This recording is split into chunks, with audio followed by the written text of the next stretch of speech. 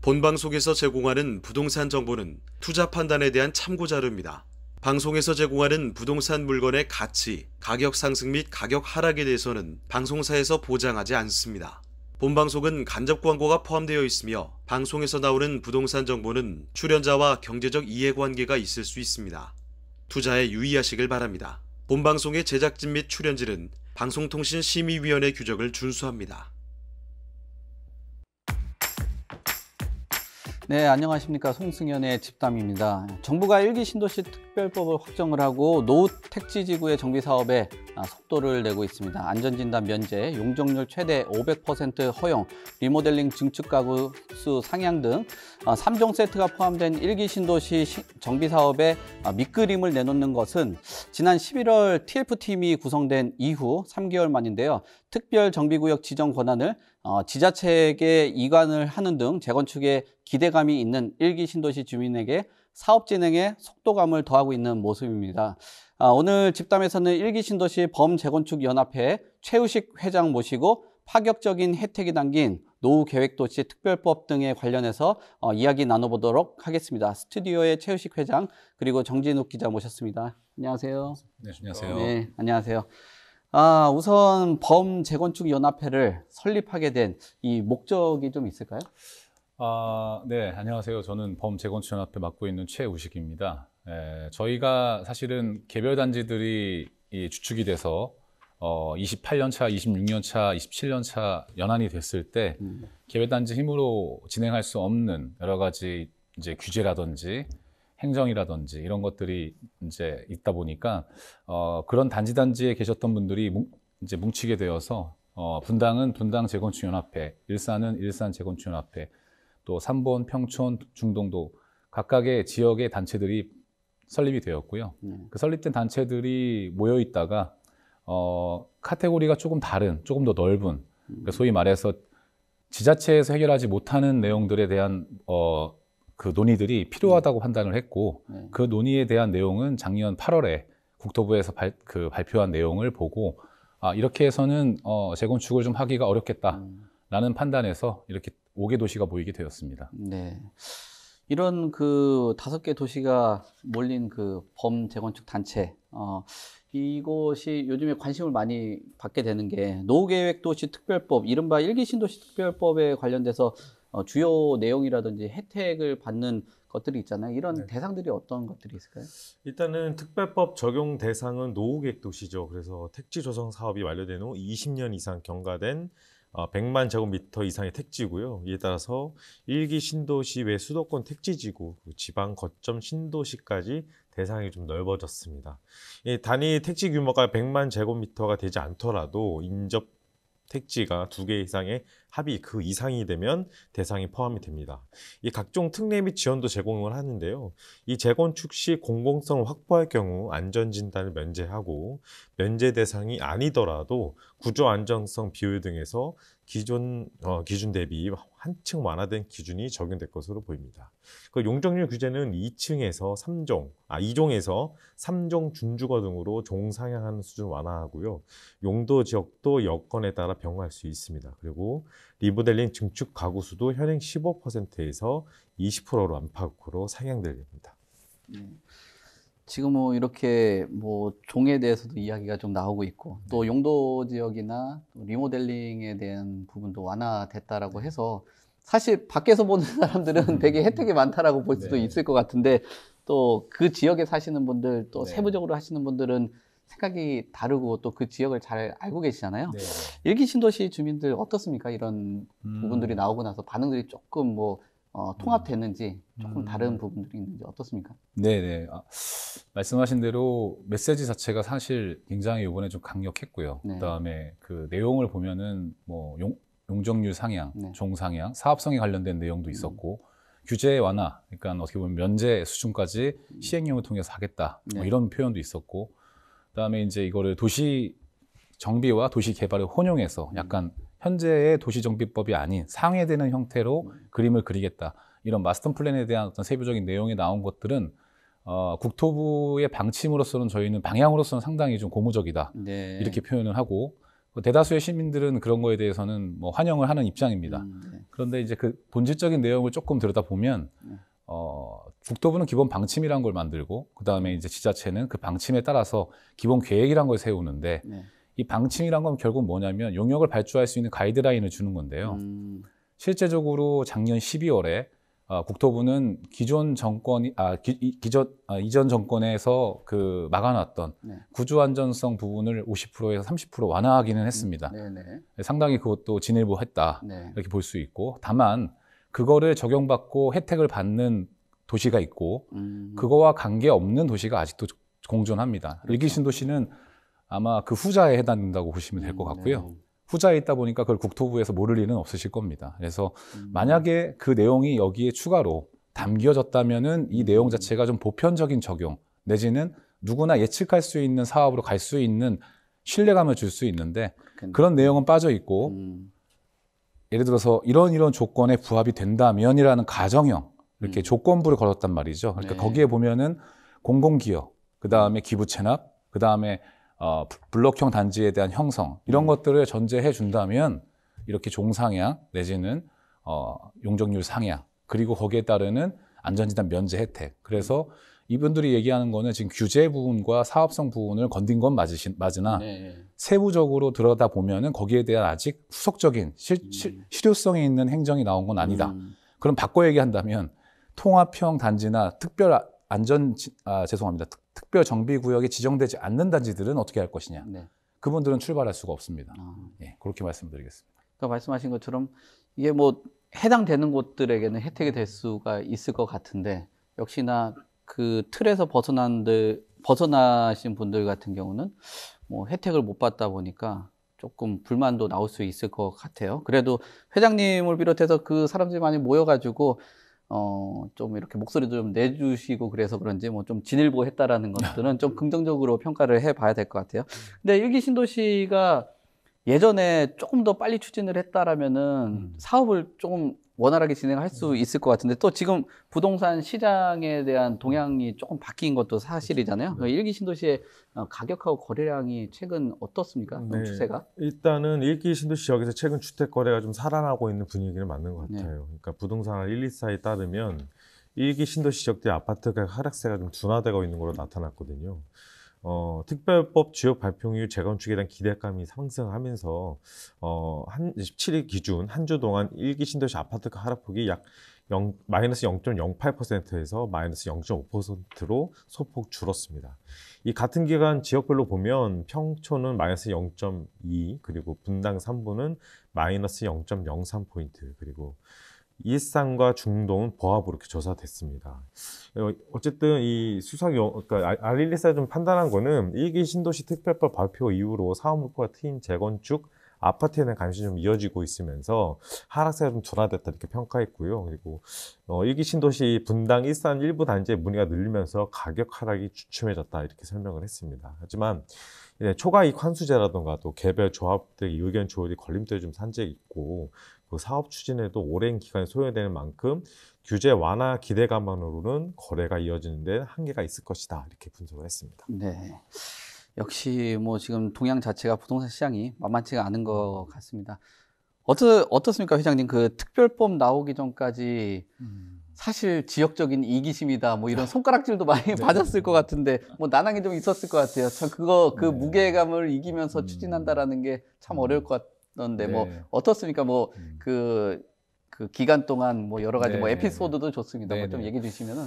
예, 조금 얘기가 길어질 수 있는데 괜찮습니다. 예. 말씀을 좀 드려야 뭐 이게 좀 기회라서요. 네. 그 특별법이라고 하는 건 사실은 이번에 발표된 건 일기 신도시 특별법은 아닙니다. 용어 그렇죠. 자체는 노후대책 특별법이고 그 면적에 대한 부분도 물론 일기 신도시 포함되지만 다수의 이제 수도권 내지는 지방 그다음에 일부 서울도 할 수 있는 부분이 있다.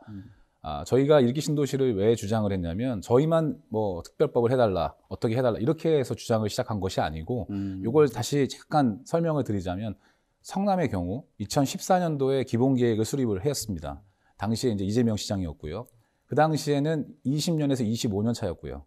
동일 연도시에 그 주변에 보시면 수원 용인들이 있는데 27개 단지가 지정이 되고 있었습니다. 정비 예정 지역 구역이라는 거는 30년이 된다고 해서 지정되는 게 아니거든요. 선제적으로 준비를 해줘야 되는데 91년도에서 96년도까지 몰아있는 이 1기 신도시는 당시에 5개 도시에 한 군데도 지정이 안 되었고 그게 이제 2019년에 이릅니다. 성남 같은 경우 당시 이제 윤수민 시장 때였는데 18년도에 그런 회람이 돌기는 했습니다. 재건축에 대해서. 그렇지만 이제 그 당시에 뭐 잘 아시겠지만 대장동도 미분양이 났고 여러 가지 상황이 좀 프레셔가 있다 보니까 그 내용이 좀 들어갔고 그러다 보니까 19년도에 기본 계획에도 불행하게도 분당구는 한 개도 지정되지 않았습니다. 그러면 이제 행정을 펼치는 입장에서 어떻게 균일하게 메시지 주는 거에 대해서는 이해할 수는 있는데 성남시 같은 경우는 3개 구가 있습니다. 중원구, 수정구, 분당구. 3개 구 중에 중원구랑 수정구는 또 반대로 10개의 단지를 지정을 해줍니다. 그리고 분당구 포함해서 일산, 삼본, 평촌 쪽은 2000년도 후반, 2009년부터 지금까지도 특별법이, 죄송합니다. 리모델링이라고 하는 주택법에 준하는 내용으로 계속적으로 포커싱을 했던 건 사실입니다. 뭐 이런 내용을 좀 본질적으로 잘 이해하시는 분들 중에 몇 분들은 그러면 이거는 뭐 서울대를 붙으면 아버지가 벤츠 사주는 거냐. 그러니까 뭐 서울대 외에는 다른 대학은 가지도 말라는 거냐. 이렇게 어떻게 보면 선택을 강요할 수밖에 없게끔 많은 것이 이게 보편적인 행정이냐. 이렇게 또 토로를 하시는 분들도 계셨고요. 의원들을 많이 내셨는데 뭐 해당 지역 뭐 말씀드릴 수는 없습니다만은 20년, 30년을 채워야지만 재건축하는 거냐. 자기의 사유 재산인데 일정 기준이 넘어갔으면 그거에 뭐 준공 연도라든지 어떤 뭐 그게 재건축이라는 게 무슨 장유유서에 맞게끔 해야 되는 거냐. 그런 유교적인 관점이 어디 있느냐. 이런 또 얘기들도 있었습니다. 따라서 보편적인 행정을 좀 펼쳐줬으면 좋겠고 저희 일단 1기 신도시는 골든타임이 이미 지난 상태입니다.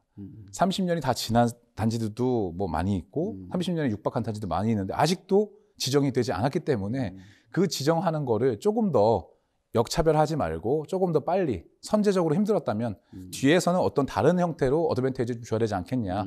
이런 논리에서 이 특별법이라는 부분을 얘기했던 거고 또 하나는 준공연도가 준해지면 저희 1기 신도시뿐만 아니라 다른 구도시들도 빨리빨리 선제적으로 정비예정구역 지정해서 다음 펼쳐질 사업들을 이렇게 급하게 하지 말고 그 준공연도에 관계없이 꼭 뼈가 부러져야만 사람이 죽습니까? 암 걸릴 수도 있고 머리가 다쳐서 죽는 사람도 있을 수 있는 거니까 꼭 구조안전성에 매몰되지 말고 다른 어떤 노후 내용과 그런 부분이 충족한다면 좀 진행할 수 있는 새로운 행정을 좀 기대하겠습니다.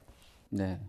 그 입장도 이해가 되네요. 그 골든타임이라는 게 있는데 그 기간을 놓치다 보니까 사실 뭐 인센티브를 뭐 좀 원하는 그런 입장도 사실 뭐 이해는 됩니다. 어떻습니까? 그 뭐 보도되는 내용들 보면은 그 외적으로도 난항들이 있을 것 같은데. 네. 일단은 제일 회장님께서 말씀하신 건데 현장에서는 이런 얘기를 하죠. 그러니까 이 부분이 빨리 됐으면 좋았을 것을 그때 당시 이제 문재인 정권에 있을 때 이 부동산에서 상당히 심각한 문제를 갖고 있었기 때문에 그렇죠.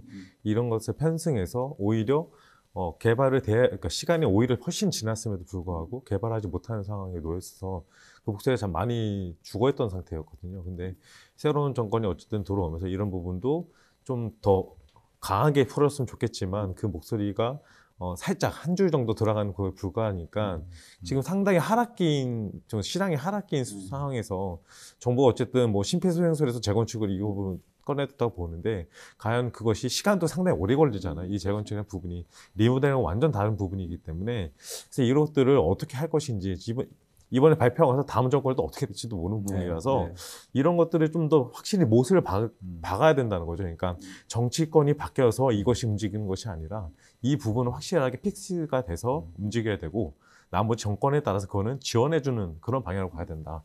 그런 목소리가 나오고 있습니다. 원래 이게 개발 형태가 최근 들어서는 주민들 참여형으로 해서 이제 바텀업으로 사실 많이 하는 게 좀 트렌드긴 하거든요. 뭐 옛날처럼 어떤 그 권력을 갖고 있는 사람이 누르듯이 하는 거는 좀 아닌 흐름이라서 좀 의견을 들으시면 될 것 같고 지금 최근 들어서 뭐 투기적인 그런 거로 하려고 하는 그런 분위기는 아닌 것 같은데 좀 이럴 때 오히려 경청하는 게 정확한 목소리를 듣지 않나 뭐 생각을 해봅니다.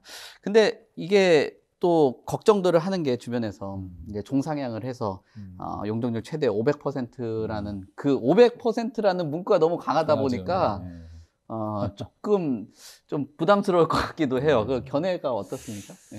뭐 사업성을 갖고 있는 부분이 사실은 용적률에 대한 부분이 사실은 많았고 네. 그거를 좀 더 상회하는 내용의 이제 종상향이라는 내용도 나왔고 사실은 정부도 이주 대책이라든지 그 다음에 이제 도시 밀집을 위하는 도시 정비뿐만 아니라 플러스 도시 개발적인 측면을 한다면 반드시 이제 재원이라는 부분이 이제 필요하게 돼 있습니다. 그렇죠. 네. 기존의 도시정비법이라는 거는 중앙 정부가 재원을 서포팅해주고 하는 거는 네. 없었고 대부분은 지자체와 민간이 뭐 시행인가 쪽이든 건심위를 받은 상황에서 부담을 나눴거든요. 근데 지금 이 5개 신도시는 무슨 그림이냐면 기본적인 도시정비법 위에 있는 공공재들을 마스터 플랜을 시키겠다 이 얘기거든요. 그러면 이게 과연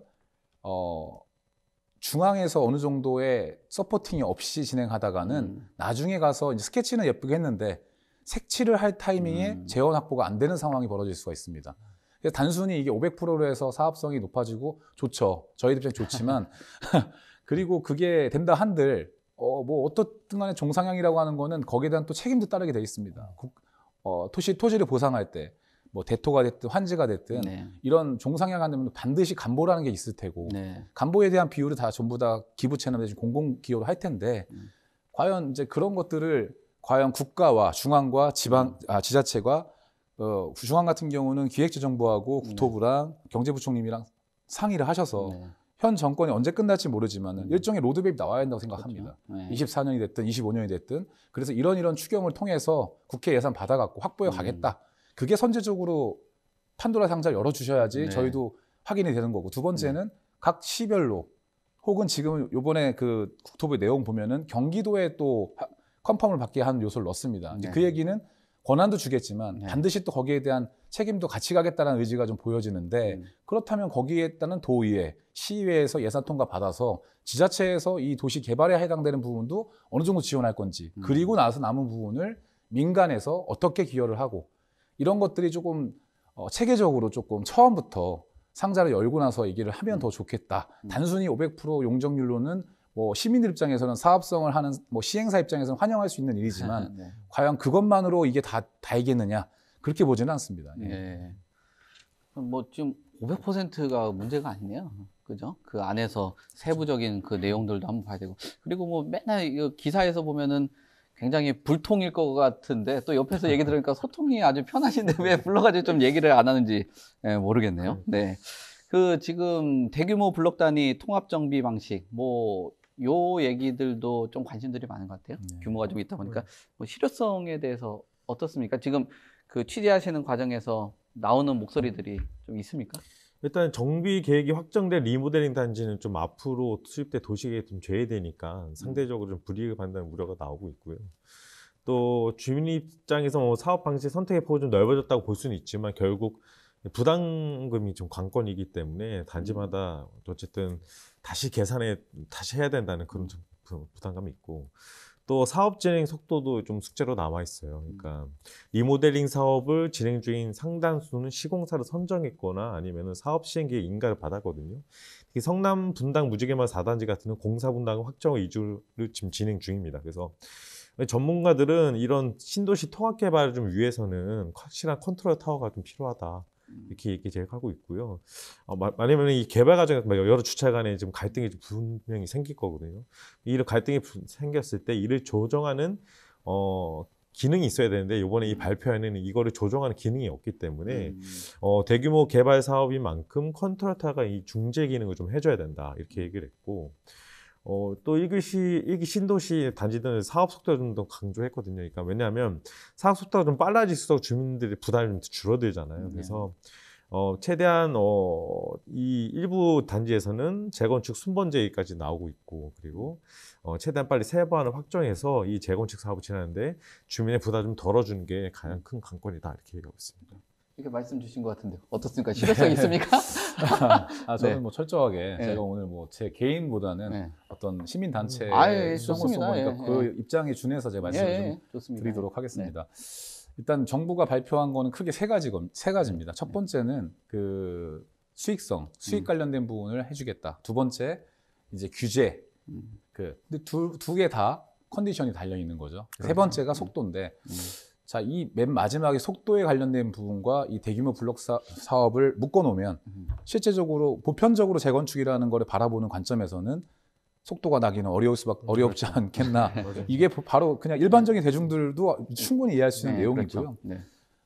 좋죠. 이 블록 사업이라는 거를 한다면 왜 좋냐면 도시가 다 정비 플러스 개발이 끝나고 나면 외관상이나 층이나 미관상으로 너무너무 예쁠 수밖에 없습니다. 네. 그래서 도시 개발하는 측면에서 이 내용이 부합합니다. 그래서 나대지, 건물이 없거나 새로 도시를 개발하거나 이런 곳에서는 이거를 마음껏 그릴 수 있습니다. 왜? 국가가 이미 어떤 시행사, 뭐 도시공사가 됐든 통해서 다 매입을 했고 수용을 했고 마음껏 그릴 수 있지만 이거는 지금 다른 게 뭐냐면 거주를 하고 계신 분들이 있고 그 다음에 그 사유재산이 다 묶여서 하나의 필지가 하나씩 있는 겁니다. 네. 그거를 예를 들어서 그거를 하면 어떤 선택을 하면 어떤 어드밴티지를 할게 이거는 이해할 수 있습니다만 그거 아니면은 진행이 어려워라고 한다는 거는 선택이 아니라 선택을 강요하는 것입니다. 바꿔 얘기해서 열심히 스케치를 다 해놓고 나서 나중에 이제 인가 과정이 들어가. 이거 조합 설립까지는 전혀 문제 없습니다. 이렇게 하면 진통이 없을 겁니다. 네. 그런데 만약에 그렇게 됐을 때 인가 과정에서 같은 동에 있는 분들도 층 따라 향 따라 평수 따라 거기에 대한 그 종전가액의 간평 때문에 싸우고 뭐 이렇게 하는데 이게 관리 처분까지 가기 전 단계에서 단지별로 이게 지금 묶여 있다. 거기에 이제 해당 마스터로 통합 관리자를 한 명 세워서 이분한테 소위 말해서 통합 그 특별 지정 해제권 권한까지 주겠다고 표현을 썼습니다. 이 얘기는 무슨 말이냐면 조금 과하게 표현하자면 그대들이 우리가 하는 매뉴얼대로 가지 않거나 혹은 어떤 저해 요소가 보이면 언제든지 버튼 누를 수 있다. 이렇게 저는 좀 느껴지고요. 그거는 또 하나의 사유재산 침해가 아닌가. 네. 그거를 자발적으로 한 개 단지가 단독으로 해서 만약에 일정 세대 이상 뭐 기부 체납을 하고 공공기여를 했으면 그 단지도 특별 정비구역이 지정을 해줘야 되는 게 형평성이 맞는 거고 두 개 단지가 됐든 세 개 단지가 됐든 그게 순수하게 정말 그 단지들이 그런 것들을 처음부터 권리만 갖는 게 아니라 우리가 나중에 이렇게 하려면 고통분담해야 돼. 책임하에 가야 돼. 이렇게 가게 해야 되는 거지. 만약에 이렇게 하면 어떤 일이 벌어지냐면 현 정권에 대해서 만약에 재건축에 대해서 도시정비 사업을 하려고 하는 의지가 보이니까 조합 설립까지는 어쨌든 가고 싶은 거예요. 그러면 일종의 요식행위가 나올 수 있는 겁니다. 네. 그런 것들에 대해서 어떤 백업이라든지 크로스 체크해서 뭐 좀 리스크가 되는 것들을 배제시키고 물론 아마 3월이든 2월 말이든 간에 추가적인 실시계획 내용이 나오겠습니다만은 네. 저희가 걱정하는 거는 항상 걱정을 하게 자꾸 해주시니까 그래서 그런 부분을 조금 본다면 블록형 통합 정비 사업은 이상적이긴 하나 현실적으로 굉장히 컨선이 많기 때문에 그런 네. 부분들을 하기 전에 조금 더 토의할 필요가 있고 뒤에도 말씀드리겠지만은 통합 단지만 특별 정비 구역을 지정해서는 안 된다. 개별 단지들도 거의 합당한 거를 주권을 충족을 하면 네. 똑같이 적용해야지 형평성과 좀 뭐랄까요 그 논란의 소지가 있을 수가 없다라는 네. 말씀드리겠습니다. 네. 그 5개 아까 신도시 이야기를 주셨는데 그 신도시 하나마다 그 얘기 들어보면은 단지 안에서 막 마찰이라든지 이런 것들이 있을 것 같은데 그 마찰 많죠 지금? 뭐 그게 뭐 눈에 보이는 것도 있고 사실 보이지 않는 것도 있는데 막 뭐 수면 위로 막 올라오고 이런 건 없습니다. 다만 네. 이제 단지별로 이게 이런 경우입니다. 어떤 단지는 이미 통합을 준비해서 가는 단지도 있습니다. 그거는 그들이 이미 순수하게 그렇게 하기로 준비가 된 거는 책임을 갖고 간다는 얘기인 거고 어떠한 단지는 길이 건너야지만 혹은 멀리 있어서 단독으로 있는 단지도 있습니다. 그런 단지는 통합을 하고 싶어도 할 수가 없습니다. 또 하나 단지는 여기 보면 리모델링 단지들도 있고 그렇죠. 여러 단지들도 조합이 다른 형태의 사업을 하고 있는 방식을 묶어서 갈 수가 없습니다. 그런 단지들은 물리적으로 하고 싶어도 할 수가 없는데 그런 것들을 어떻게 일률적으로 그걸 해야지만 해주겠다. 이거는 조금 좀 다른 얘기고 뭐 최근에 저희가 보도자료를 내고 나서 네. 당일날 국토부한테 이제 보도자료 다시 받았지만은 거기에는 더 그래도 희망적인 내용은 통합 재건축을 하더라도 개별 단지에 대한 부분을 인정해 주실 가능성이 있다. 이런 문구를 써주신 거에 대해서는 감사하게 생각하고요. 네. 그런 좀 뭔가 좀 독립성 내지는 속도에 저해되는 요소들을 미리 카운팅해야 된다 이렇게 생각합니다. 네. 지금 뭐 이게 원활하게 진행 안 되면 지금 수면 위로 올라오진 않았다고 그러는데 언제든지 수면 위로 올라올 수 있는 그런 우려가 있어서 잘 좀 다듬어 가면서 진행을 해야 될 것 같습니다. 지금 이 지역의 또 하나의 뭐 이슈는 조건부 안전진단 면제하고 초과이익 환수 관련돼서 내용이 또 핵심이더라고요. 이 내용들 주요 내용들이 어떤 것들이 지금 나와 있죠? 어쨌든 이 안전진단 면제 조건에 우선 자족 기능 향상이나 이 대규모 기반 확충 시설 등 공공성 확보가 좀 전제돼야 되고요. 그리고 구체적인 내용 기본 방식과 시행령에서 다시 정해질 예정입니다. 그래서 대규모 광역교통 시설 같이 기반 시설 확충에 추진했다는 포함한 개발 정비 사업도 예시로 좀 들 수 있습니다. 그 초과이익 환수 같은 경우는 상당히 오래됐잖아요. 그래서 문제가 좀 되고 있고 그래서 이 부분은 좀 현실적인 목소리 좀 들어야 될 것 같아요. 왜냐하면 재건축을 하시는 분들 그래도 목소리 들어보면 어쨌든 내 지역에서 내가 돈을 내고 내가 이 땅을 오래돼서 재개발을 하는 그런 부분인데 이 부분에서 어쨌든 이 초과된 부분을 다시 돈을 내라고 하는 부분에 대해서는 상당히 많은 이견을 갖고 있고 그리고 지금 상당히 이 부동산 가격이 상당히 좋을 때는 내는 부분에 대해서 상당히 괜찮거든요. 마음들 입장이. 하지만 지금 가격이 하락된 입장에서 어떻게 보면은 지금 내가 돈을 투자하는 것 대비 얼마나 벌지 지금 상당히 모르고 또 그렇죠. 내려갈 수도 있는 부분도 있기 때문에 이걸 과연 정부가 어느 기준으로 이렇게 할 것이냐 이런 부분 다시 재논의가 돼야 될 부분이어서 이 재건축에 대한 부분 특히 이 초과이익 환수 관련돼서는 상당히 뜨거운 감자잖아요. 그래서 이런 부분은 다시 한 번 더 진단을 제대로 하고선 이 지역이 과연 어느 정도의 가치를 갖고 있는지 그것을 이 재건축 하신 분들이 어떤 그 조합원들한테 설명해, 그러니까 납득이 가는 이 상식적으로 납득이 가는 그 수준의 방법을 제시해야지만 이 부분도 좀 해결할 수 있다고 좀 보입니다.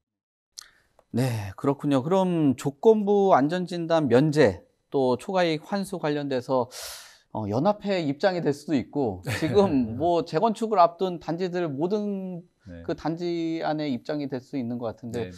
현실적으로 어떤 부분이 조금 이렇게 부담스럽게 작용을 하나요?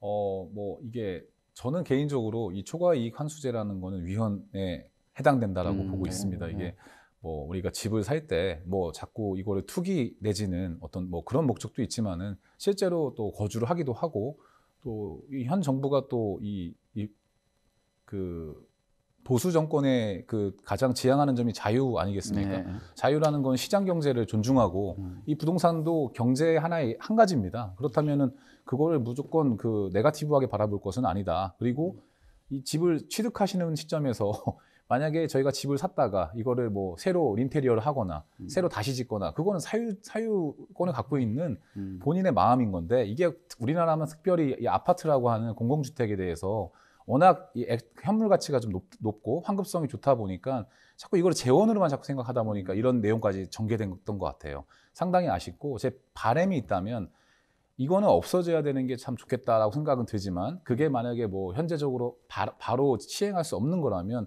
70세, 80세, 90세 되시는 분이 만약에 자기가 이거를 하려면 국가는 빨리 해주길 원하지만 이런 부분 때문에 동의할 수 없어서 그렇죠. 네. 갈 수가 없는 경우가 있어요. 예를 들자면 하나의 택시를 탔는데 기본 요금이 4,000원 나왔습니다. 4,000원만 내고 내리려고 하는데 택시기사가 잡습니다. 초과이익 환수제 때문에 할증이 붙어서 4,000원 더 내십시오. 또 내리려고 하니까 뭐 아직 확정된 건 아닙니다만 여기는 도시개발 측면으로 했기 때문에 민간 부담이 더 큰 곳입니다. 4,000원 더 내십시오. 해서 12,000원 내고 하라 한다면 경제활동을 하고 있는 사람도 부담스러운데 이미 리타이어 하신 분들이 그때 가서 이거를 동의하겠냐 이겁니다. 그래서 초과이익 환수제라는 거는 만약에 그게 좀 뭐 현실적으로 당장 없앴으면 좋겠지만 그게 어렵다 하면 순차를 두고 하거나 아니면 다른 방법이면 양도 시점에서 그렇죠. 이거를 최대한 뭐 100에 지금 그 적용을 하고 있다면은 그거를 한 10분의 1 내지는 10분의 1 정도 줄여서 양도 시점에 철수하게 뭐 상속이나 증여 시점이나 양도 시점에 그거를 처분하게끔 해주는 걸 유예하는 형태로도 조금 유연하게 접근할 필요는 있어 보인다. 그 말씀을 좀 드리고요. 그다음에 조건부 안전진단 면제는 앞서 얘기했던 내용과 좀 맥락이 같은데 요거에 관련해서 좀 몇 가지 저희 연합회에서 조금 생각하는 부분들을 좀 설명을 좀 드리겠습니다. 예. 저희는 특별 정비 구역뿐만 아니라 이 5개 신도시 모든 지역에 기본적으로 정비 예정 구역은 지정해야 한다고 생각합니다. 이게 이미 늦어졌고 그다음에 이 도시가 좀 특이한 게 다른 도시는 준공 연도가 굉장히 랜덤화되어 있습니다. 이렇게 좀 범위가 넓습니다. 근데 우리 1기 신도시는 전부 다 90 초반에서 90년 후반이에요. 그럼 바꿔 얘기하면은 앞서 지정된 데만 지금 다들 매몰되어 있는데 이게 N차, 2차, 3차, N차까지 고려해서 정책을 펼치지 않으면 어떤 단지는 60년, 70년대도 계속 그렇게 살아야 되는 겁니다. 그런 큰 문제가 있는 도시이기 때문에 정비예전구역 지정한다고 해서 이게 뭐 바로 관리처분 받는 거 아니지 않습니까? 그래서 모든 단지에 균등하게 정비예전구역을 지정해야 되는 게 첫 번째고, 그렇게 지정을 했을 때 또 하나의 문제는 뭐냐면 이 규제가 걸려 있는 부분 중에 뭐냐면 제일 큰 문제는 사업을 할 수 있게끔은 해줘야 됩니다. 이번에 서울 목동이나 그 다음에 이제 뭐 여의도, 그 다음에 여기 지금 송파, 그 다음에 노원 쪽도 30%의 구조 안정성 완화로 인해서 사실 굉장히 사업성이 활기가 있어지고 규제도 완화되기 때문에 통과되는 단지도 많아질 수밖에 없습니다. 일기 신도시는 거의 제가 볼 때 전무할 겁니다. 조건부 D도 나오기도 힘들 겁니다. 시간이 지나야 됩니다. 상당 부분. 그러면 이거를 국토부에서 작년 12월에 발표했기 때문에 1년 내에 이거를 리바이스한다? 상당히 명분도 없을 거고 좀 그러실 겁니다. 그렇다면 지자체에다가 10에서 15%를 그 권리를 이양시키는 방법도 있습니다. 지자체장한테 10에서 15%에 대해서는 자율적으로 실시할 수 있게끔 시행령을 시프트시키는 방법도 하나의 방법입니다. 그래야지만 특별 정비구역 지정받지 않다 하더라도 일반적으로 정비예전구역에 준해서 도시정비로 하고 싶은 단지들도 할 수 있게끔 이런 투트랙을 열어줘야 된다. 뭐 불합리하게 선택받지 못하거나 아예 그 대상에서 제외된다는 거는 이거야말로 역차별이 될 수 있다.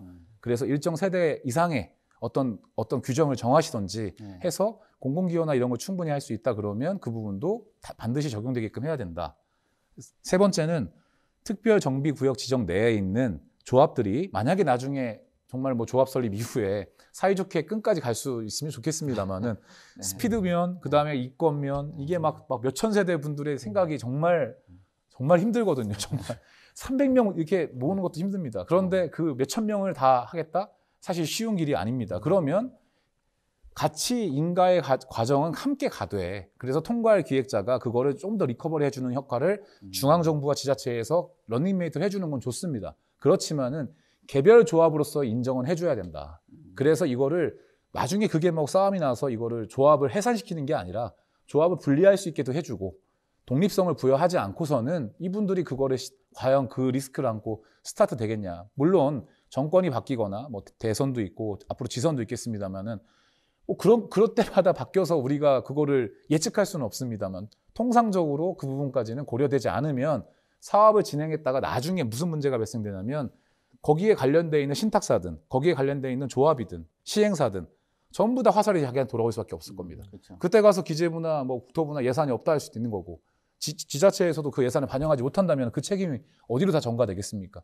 그런 부분을 예산적인 부분과 사업에 대한 주체에 대한 부분은 독립성을 부여해야 된다. 그 말씀을 세 번째로 드리고요. 네 번째는 아까 말씀드렸던 부분인데 사실 이 부분을 조금 좀 조심스럽습니다만은 뭐 스마트시티라는 뭐 용어라든지 그 다음에 어떤 기반 시설의 확충을 통해서 공공재에 대한 부분을 아직까지는 뭐 돕겠다 하겠다라고 언급은 하셨지만은 실질적으로 어떤 식으로 어떤 로드맵으로 준비하겠다는 내용이 좀 필요합니다. 그런 것들이 배제된 상태에서 마스터 플랜만 너무나 이렇게 도시개발적 측면으로 균형이 많이 쏠려 있다면 과연 이게 도시 정비를 할 수 있는 폭이 과연 있겠는가? 이런 부분도 한번은 고찰해 봐야 되지 않겠나라는 부분에 말씀을 드렸고 마지막으로 요거는 제가 꼭 부탁드리는데 저는 정말 협상이나 이런 것들을 할 여지가 있습니다. 그러니까 국토부 장관님 한번 만나서 네. 1년에 한 번이든 두 번이든 티타임이든 상관없습니다. 그래서 저희 얘기를 다 개진해서 다 들어달라는 게 아니고 그중에 실효성이 있고 타당하다. 그러면은 좀 말씀을 좀 드려주셨으면 좋겠고 반대로 국토부가 저희가 또 오해하고 있거나 뭔가 좀 물리적으로 될 수 없거나 시간적으로 될 수 없는 것들이 있다 그러면 반대로 또 설명을 해주신다 그러면 훨씬 더 좀 더 이렇게 행정을 펼치시는데 서로 윈윈이 되지 않겠나 이렇게 생각을 합니다. 네. 사실 기존 그 정부 때 비판을 많이 받았던 것 중에 하나가 현장을 잘 모른다라는 이야기를 많이 들었거든요. 뭐 현장에 이런 목소리를 좀 들어보면서 또 세금이라든지 이런 공급 정책 같은 거 예측 가능하게 이렇게 흘러가는 게 가장 중요한데 그런 부분들을 조금 더 경청하는 그 시간을 가질 필요가 있다라고 생각이 되네요. 근데 좀 이게 걱정되는 게 일기 신도시 포함해서 노후계획 도시 특별법 같은 경우가 국회 통과되냐 마느냐 이 가능성에 대해서 또 많은 사람들이 관심이 있거든요. 뭐 어떻게 가능해 보입니까? 일단은 여야가 이 부분에서 좀 그래도 어느 정도 합의점을 찾고 있는 것 같아요. 어쨌든 그래요? 청신호가 네. 켜졌다는 기사들도 나오고 있는데 일단 더불어민주당이 이례적으로 적극적인 이 법안 처리를 좀 의지가 있습니다. 그래서 또 민주당이 그렇게 판단한 이유가 보면은 대선 1기 신도시인 분당, 일산, 편촌, 삼봉, 중동 등 그러니까 재건축 연합 30년을 맞이한 그쪽이 거의 다 이 민주당 쪽 의원들이 상당히 많아요. 그렇다 보니까 오히려 이렇게 총선 앞두고 좀 호재가 될 수 있다 이렇게 판단하고 있는 것 같고, 그러니까 1기 신도시가 약간 성남 분당갑이라든가 고양갑, 심상정 정의당 의원 그리고 안철수 국민의 의원 빼고는 모두 다 민주당 지역구예요. 그렇기 때문에 현재 이 지역목으로 봐도 약 75%가 민주당이기 때문에 이게 분명히 가능할 것으로 보이고, 또 국토부는 이달 중 법안을 국회 제출해서 이르면 3월부터 논의가 진행되기 때문에 이 부분에서 어느 정도 좀 속도가 좀 날 것으로 보인다. 하지만 또 일각에서 이런 말도 있어요. 그러니까 고금리 고물가를 허덕이는 상황에서 이제 실효성이 좀 대책이 나와야 되는데 그냥 너무 이쪽으로만 쏠리는 것이 아니라 일단 아까 회장님께서 말씀하신 대로 현장 목소리를 좀 충분히 듣고선 이 법안이 좀 나와야 되고 그다음 대책이 좀 나와야 되면서 특히 컨트롤 타워가 상당히 중요할 것 같습니다. 네. 근데 지금 얘기하신 말씀 들어보면은 참 취재하시면서 듣는 얘기들 보면 이게 자꾸 정치적으로 해석하고 표 계산해가지고 그러니까 해줄 것 같이 하다가 끝나고 나면은 선거 끝나고 나면 입 싹 닫고 이게 좀 문제잖아요. 저는 항상 이런 거 항상 그래요. 그러니까 의원들이 그러니까 현장 목소리 들으면 지역구 의원들이 현장 목소리 더 들어야 되잖아요. 그럼 당연히 해야 되는 게 맞고 당연히 움직여야 되는데 그동안 솔직히 뭘 했는지 항상 명함 나눠줄 때마다 하겠습니다 하다가 실질적으로 이제 끝나고 나면 진짜 대표님 말씀대로 입 싹 다 닫고 갑자기 그거는 계속 이런 얘기가 나온단 말이에요. 그래서 이런 부분을 좀 현실적으로 정말 노후화된 지역에서 사신 분들 정말 눈물이 나올 정도로 사신 분들이 있거든요. 취재하다 보면. 그런데 개발을 해야 되는 거 본인도 알고 있으면서 이걸 왜 자꾸 정당적으로 하는지도 저도 참 아이러니합니다. 이게 신뢰가 안 잡히면 뽑아주면 안 돼, 이거. 그 노후계획도시 특별법 어떻습니까? 그 1기 신도시 이제 범재건축연합회는 어떤 기대감 좀 갖고 있습니까? 네. 가능할 거로 보시는지. 예측하기는 어렵습니다만은 이건 사실 뭐 여야의 문제가 아니고 그러니까요. 네. 이거는 뭐 국민들 그다음에 주민들 시민들의 다 몫이기 때문에 저는 뭐 반드시 통과되리라 보고 있고, 뭐 앞서 우리 기자님 말씀하신 것처럼 선거도 남아 있는 상황이고요. 이 1기 신도시 특별법이라는 이런 용어보단 사실은 어떻게 보면은 지역상에 좀 문제가 있을 수도 있고 여야 문제가 아니라 또 어떤 수도권 위주의 전부 포커싱 되다면 또 지방 쪽에 계신 분들도 소외될 수 있고 하다 보니까 그냥 노후계획도시 특별법으로 준해서 여야 상관하지 말고 그 지역 상관하지 말고 해당 조건이 되면 실시하게끔 했으면 좋겠습니다. 예. 네. 그러니까 자꾸 저 이거 언론에서 이거 잘못 쓰는 것 같아요. 1기 신도시 특별법을 자꾸 얘기하다 보니까 이쪽 분들이 피해보는 것 같아서. 이게 클릭수가 많습니다. 앞으로는 이 노후계획도시 특별법이라고 좀 정확하게 좀 해야 될 것 같아요. 클릭수 때문인 것 같습니다. 네. 노후계획도시 특별법 이 실현 또 관련돼서 지자체 또 주민들 그다음에 연합회 회장으로서 좀 하고 싶은 얘기 있으면 충분하게 좀 얘기 좀 주십시오. 예. 일단은 우리 1기 신도시에 살고 계시는 주민들이 앞으로 10년, 15년 뒤에 계속 사실 분들입니다. 솔직히 말씀드려서 정부나 우리 의원님들이 그때까지 거기 사실 분들은 아니시거든요. 그럼 그분들을 위한 실효성 있는 대책, 그다음에 그분들을 위한 예상이 가능한 보편적인 행정과 입법이 이루어져야지만 주민들도 국민들도 정부나 펼치시는 우리 공무원들을 믿을 수 있는 거거든요. 그래서 그런 내용이 조금 더 많이 좀 포함됐으면 좋겠다라는 얘기를 좀 드리고 싶고, 너무 많은 지지를 해주시고 또 너무 많이 성원을 해주셔서 감사한데, 제일 중요한 거는 이것도 하나의 사업이지 않습니까? 사업이란 거는 결국 언젠가는 엑시트가 돼야 되는 건데, 이게 너무 선도, 그 다음에 제일 먼저 하는 곳에 매몰되지 마시고, 우리 행정을 펼치시는 분들이나 우리 국회의원님들도 N차까지 마무리되는 시점까지의 어떤 포괄적인 시점에서 지자체와 중앙정부가 좀 계획과 이런 것을 잘 세워서 서로가 신뢰할 수 있는 형태로 갔으면 좋겠다라고 말씀드리고 싶고, 마지막으로 우리 1기 신도시 주민 여러분 너무 감사합니다. 네, 앞으로도 잘 부탁드리겠습니다. 네. 참 1기 신도시 우리 지금 최우식 회장님 모시고 있는 분들은 좀 든든할 것 같은 그런 느낌이 드네요. 자, 이상으로 송승현의 집단 마무리하도록 하겠습니다. 1기 신도시 특별법이 네, 이상으로부터 네, 이상으로 송승현의 집단 마무리하도록 하겠습니다. 1기 신도시 특별법이 아닙니다. 네, 노후계획도시 특별법이라는 거 여러분들 잘 참고를 해 주셨으면 좋겠고요. 기존하고 좀 다르게 현장의 목소리를 잘 전달해 주셔가지고 회장님한테도 좀 감사드리고 또 취재를 바탕으로 일기 신도시 목소리 주신 우리 기자님도 감사합니다. 네. 감사합니다. 네. 네, 저희는 다음 이 시간에 새로운 부동산 소식으로 찾아오도록 하겠습니다. 시청해 주셔서 감사합니다.